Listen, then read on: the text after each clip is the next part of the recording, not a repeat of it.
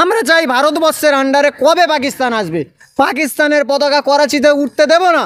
আমরা চাই ভারতের তিরঙ্গার জন্য আমরা লড়াই করেছিলাম, সেখানে তিরঙ্গা পতাকা উঠবে, সেখানে কোনো হনুমান পতাকাও উঠবে না, পাকিস্তানের পতাকাও উঠবে না।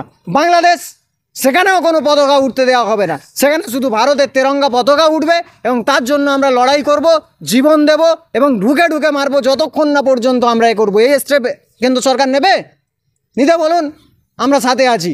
দেশ রক্ষার তাগিদে আগে যাবে এই নরেন্দ্র মোদী এবং আরএসএস বিজেপির থেকে 100 কাতার আগে থাকবে, এটা আপনাকে চ্যালেঞ্জ জানিয়ে বলতে পারি। বিহারের পরে এই হামলাটা হবে তো নির্বাচনের পরে, যদি হয় সমর্থন করি, কারণ পাকিস্তান বারবার ইন্ডিয়াতে, আপনি মারুন না, কিন্তু মুসলমানের নাম করে মারা হচ্ছে, এটা আমাদের দায়িত্ব পড়ে। ওই পাকিস্তানে ঢুকে ঢুকে আমরাও মারবো, পরিষ্কার বলছি, যেখানে পাবো সেখানে মারবো পাকিস্তানিদের।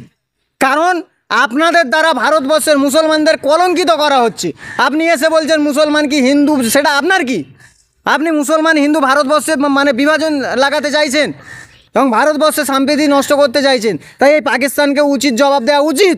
কিন্তু নরেন্দ্র মোদী জি, আমি জানি না, তবে তদন্ত হোক, বিহারের নির্বাচনের পরে এগুলো মিটে যাবে না চলবে।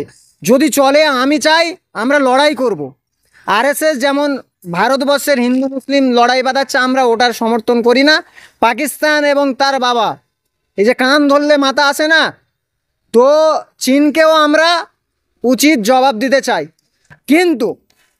কিন্তু আমরা জবাব দেব, বর্ডারে যাব, ঢুকে ঢুকে মারব, প্রত্যেককে মারব। আমাদের যে কটা ভাইকে শহীদ করেছে তার বিনিময়ে 1 লাখ করে, শুভেন্দু অধিকারী বলছে 10টা লাগবে, 10টা নয়, 1-এর বিনিময়ে 1 লাখ নেব। আমরা চাই ঢুকে ঢুকে মারব, কিন্তু যে সমস্ত জায়গাগুলো আমাদের মানে ভুল ভ্রান্তি আছে সেগুলোকে চেঞ্জ করতে হবে। কি আছে? এই যে বিজেপি গভর্নমেন্ট যখন আসে তখন এটা করে যুদ্ধ বাঁধায়, অথচ পাকিস্তান দখল হয় না। আমরা চাই ভারতবর্ষের আন্ডারে কবে পাকিস্তান আসবে, পাকিস্তানের পতাকা করাচিতে উঠতে দেব না। আমরা চাই ভারতের তিরঙ্গার জন্য আমরা লড়াই করেছিলাম, সেখানে তিরঙ্গা পতাকা উঠবে, সেখানে কোনো হনুমান পতাকাও উঠবে না, পাকিস্তানের পতাকাও উঠবে না।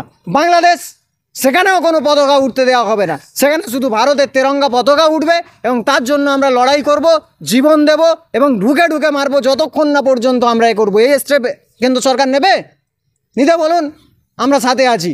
কিন্তু এইভাবে খেললে হবে না, এটা জীবন নিয়ে ছিনিমিনি খেলা হচ্ছে, শুধু ক্রিয়েট করা হচ্ছে এই সিনগুলো। আমরা চাই যে ওপেন যুদ্ধে নামবো, মুসলমানরা আগে দেশ রক্ষার তাগিদে আগে যাবে এই নরেন্দ্র মোদী এবং আরএসএস বিজেপির থেকে 100 কাতার আগে থাকবে, এটা আপনাকে চ্যালেঞ্জ জানিয়ে বলতে পারি।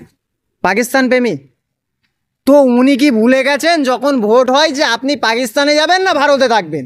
তো আমাদের বাপদাদারা তারা ভোট দিয়েছিল যে ভারতে থাকবো, তো আমাদের ব্লাড বলছে যে আমরা ভারতে থাকবো। আর সাভারকর, ওদের ব্লাড কি বলেছিল যে আমি, ভাই মাফ করো, আমি আর এইসব আন্দোলনে থাকবো না। তাহলে আমাদের ব্লাড বলছে আমরা এই দেশে আছি, আমরা তিরঙ্গার জন্য লড়াই করেছি। যত স্লোগান আছে জয় হিন্দ থেকে শুরু করে, তারপরে নেতাজির বাঁচানো থেকে শুরু করে, নেতাজির জন্য বিভিন্ন মুসলমান গুলি খেয়েছে, আজকে বিভিন্ন আন্দোলন মুসলমান হয়েছে, বাঁশের কেল্লা খাড়া বানিয়েছে, বিভিন্ন রেশমি রুমাল আন্দোলন থেকে শুরু করে, খেলাফত আন্দোলন থেকে শুরু করে আমরাই করেছি। তো আমরা কি জন্য করেছি? পাকিস্তানকে সাপোর্ট করার জন্য।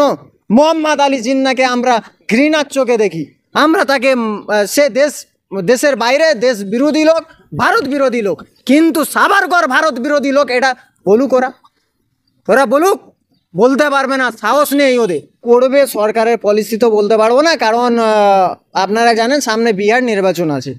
তো আমরা শুধু এতটুকু চাইবো, আমাদের একটাই তামান্না, একটাই ইচ্ছা, ভারতবর্ষ এক চাই। ভারতবর্ষ তেরঙ্গা পতাকার নিচেই পাকিস্তানকেও দেখতে চাই, বাংলাদেশকেও দেখতে চাই। আমি চাই যে সেখানে আমাদের আর্মিরা আছে, সেনাবাহিনী আছে, দরকার হলে আমরাও জীবন দেব, কিন্তু ভারত বাংলাদেশের কে নেবে এবং পাকিস্তানকে নেবে দখল করে, সেখানে তেরঙ্গা পতাকা উঠবে। এটাই আমাদের তামান্না, এটাই আমাদের ইচ্ছা। যদি এর জন্য শহীদ হতে হয় তো এই বিজেপি আরএসএসের 100 কাতার আগে গিয়ে আমরাই শহীদ হব।